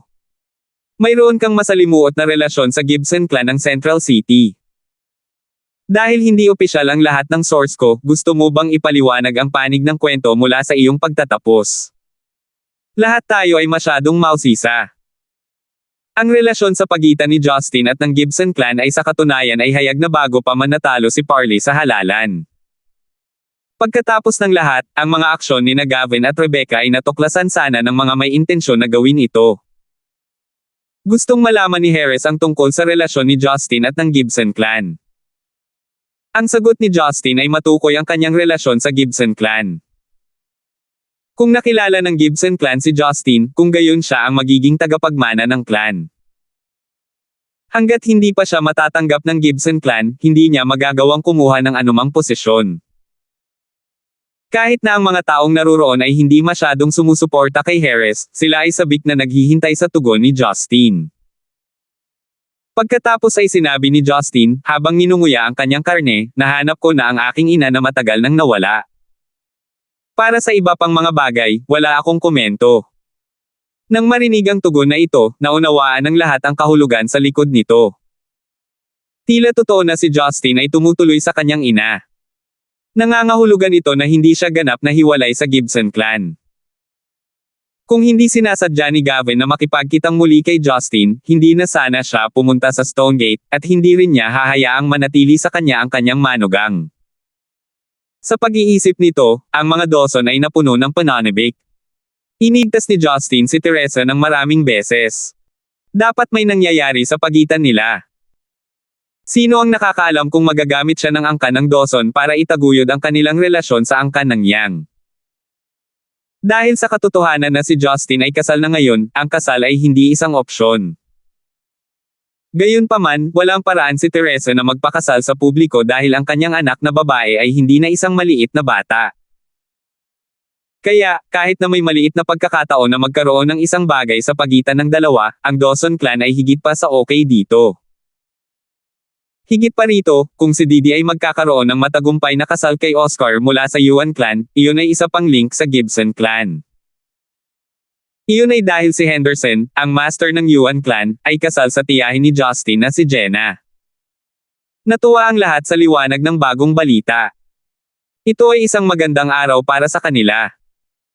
Ang angka ng Gibson at ang angka ng Lee ay malapit ng kumonekta sa angka ng Dawson sa pinakapambihirang paraan. Ngunit walang nakakaalam na ang pagpapahalaga sa sarili ni Justin ay higit na mas malaki kaysa sa angka ng Gibson, kung sila ni Teresa ay magkakaroon ng isang relasyon. Hindi nagulat si Duncan nang malaman ang relasyon ni Justin sa Gibson clan. Ang angka ng Lee ang namamahala sa Bureau ng Seguridad, kaya ang kritikal na impormasyon ay makakarating sa kanila bago ang sinuman. Gayunpaman, hindi siya naabala kung may kaugnayan si Justin sa clan o wala. 641. Ang natitirang hapunan ay nagpatuloy ng walang anumang kapansin-pansin, bukod sa katotohanan na ginugol ni Duncan ang halos lahat ng hapunan sa pagsisikap na magsimula ng isang pakikipag-usap kay Amelia. Gayunpaman, karamihan sa kanilang mga pag-uusap ay natapos sa pagbibigay ni Amelia ng isang salita na tugon. Hindi na kailangang sabihin, naging hindi masaya ang mga miyembro ng kanyang clan. Ngunit si Duncan ay tila hindi naapektuhan ng kawalan ng pagmamahal dahil madalas itong nakatitig sa kanya na may magiliw na ningning sa kanyang mga mata. Samantala, ang bida sa hapunan ng pagpapahalagang ito na si Justin ay kadalasang naiiwan sa sarili niyang mga bisyo habang kumakain siya ng mga pinggan sa kanyang harapan, paminsan-minsan ay nakikipag-usap ng maiksi sa mag-inang mag-asawang Teresa at Didi. Nang magsara na ang hapunan ng piging, pupunta na sana si Amelia para daluhan si Zygmunt bago biglang nagpahayag si Duncan, "Miss Amelia, ayaw mo bang sundan ako sa isang tahimik na lugar? May mga bagay na gusto kong sabihin sa iyo." Hindi nakakagulat na si Duncan ay prangka gaya ng dati nang ipahayag niya sa publiko ang kanyang kahilingan para kay Amelia. Maaaring hindi interesado si Amelia sa lalaking katabi niya, ngunit mahulaan niya ang intensyon nito mula sa 1 milya ang layo. Bahagya siyang nahiya sa biglaang announcement nito. Napagpasyahanan niya na tahasan at tanggihan ang kahilingan nito, ngunit kalaunan ay napansin niya ang hindi kompromiso na mga mukha ng mga miyembro ng kanyang pamilya. Maging sina Zygmunt at Teresa ay puno ng mga inaasahan ang kanilang mga ekspresyon. Sa tumataas na presyon mula sa lahat ng direksyon, alam niyang hindi siya binibigyan ng pagpipilian na tanggihan siya kaagad. Kaya kinumbinsi niya ang sarili na pakikinggan lang niya ito at tapusin na ito. Tumango siya at sumagot, "Punta tayo sa garden." "Ha? Kahit saan ayos lang. Humanda ka, Miss Dawson." Tuwang-tuwa si Duncan habang nakasunod siya sa likod niya. Ang natitirang bahagi ng angka ng Dawson ay gustong malaman kung ano ang kanyang sasabihin, ngunit alam nila na bilang isa sa pinakamahuhusay na kalaban ng Central City, agad na matutuklasan ni Duncan kung sino man sa kanila ang nagpasyang mag-eavesdrop. Maaaring masira nito ang anumang namumuong relasyon na kanilang sisimulan. Kaya bilang tugon, inutusan ng lahat ng kasambahay na umiwas sa hardin noong mga panahong iyon para sa kanilang dalawa ang buong espasyo para sa kanilang sarili. Hinimas ni Justin ang kanyang tiyan at dumighay bago pumunta sa Zygmunt. "Master Dawson, sa tingin ko ay oras na para kumilos ako. Salamat sa hapunan." Kumain ng buong hapunan si Justin upang mapagtanto na hindi siya nakapagpasya sa kanyang tirahan sa Central City. May mga bagay pa siyang dapat asikasuhin bago siya malayang makabalik sa Stonegate. Hindi pa banggitin kapag sa wakas ay bumalik si Karina sa tirahan ng Kai, kakailanganin pa rin nilang harapin ang sitwasyon ni Karen.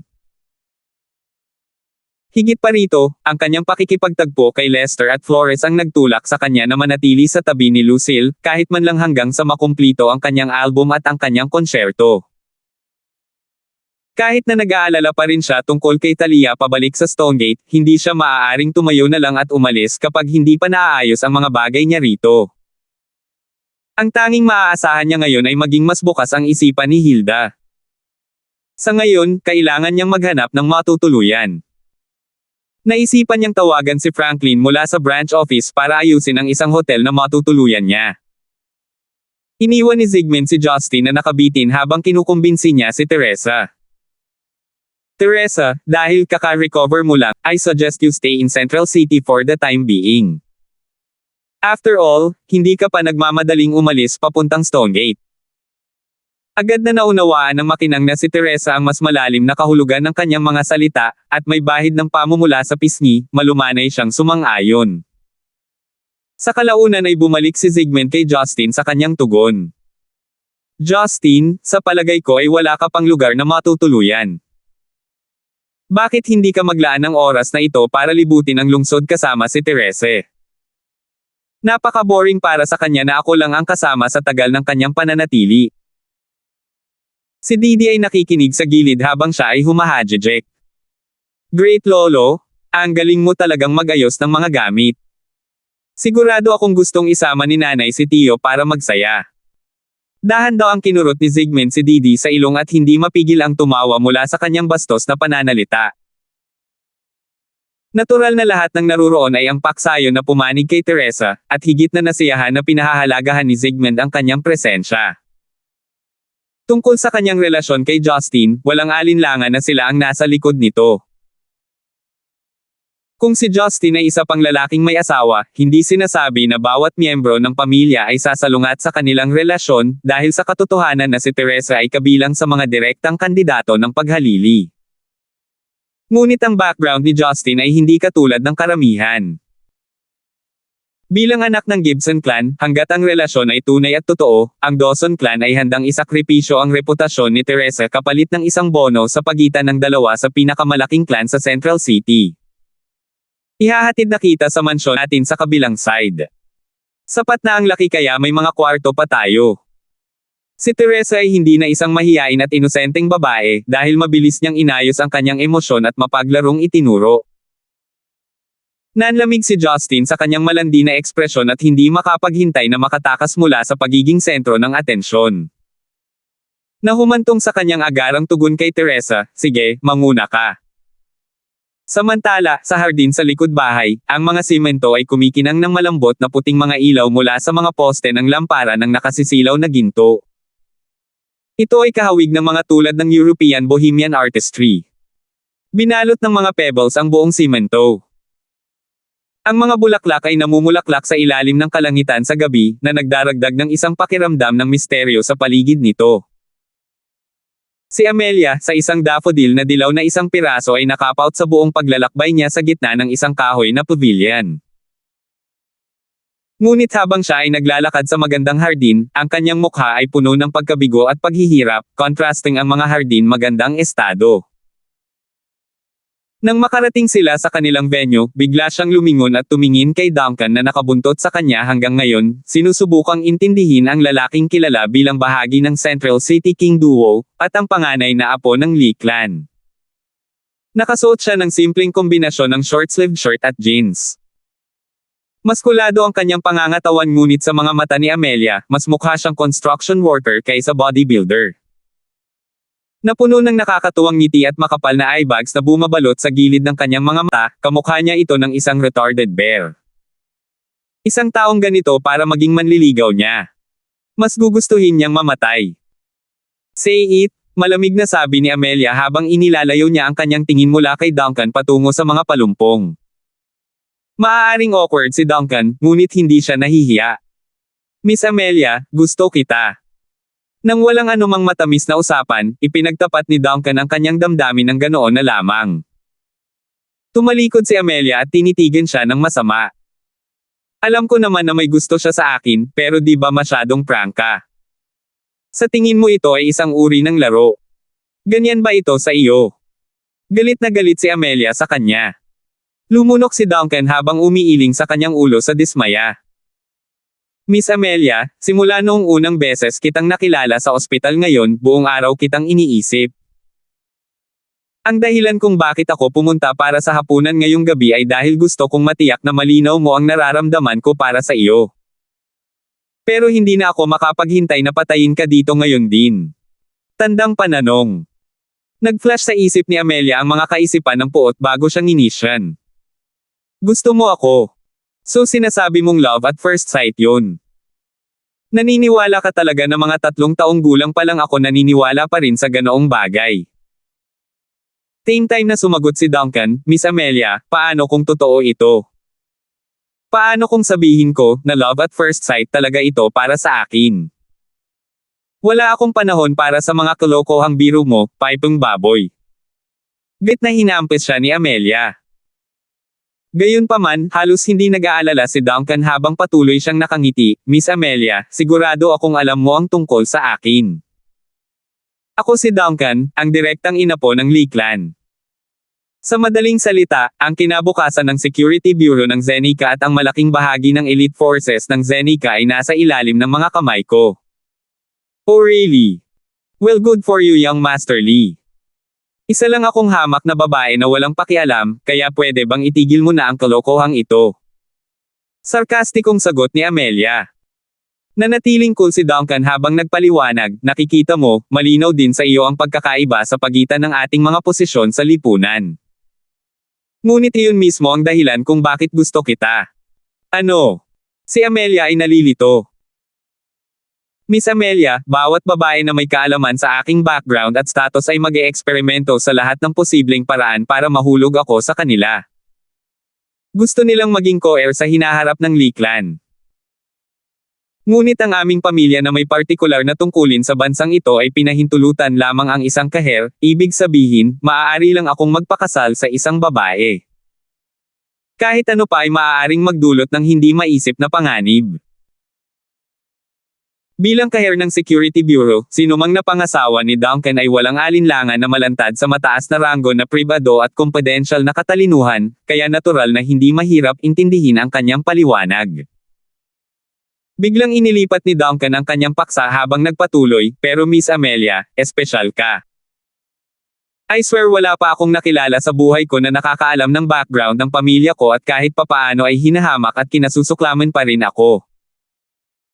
Ang punto ay, alam kong galit ka sa akin hanggang sa loob mo, gusto mo akong patayin dito at ngayon. Ngunit gayunpaman, kailangan kong tiyakin ngayong gabi na ako ay nakarating. Si Amelia ay nahuli sa kawalan. Hindi niya akalain na alam ni Duncan kung ano ang nasa isip niya noon pa man. Salamat po at sinamahan ninyo ako, ingat lagi mga master.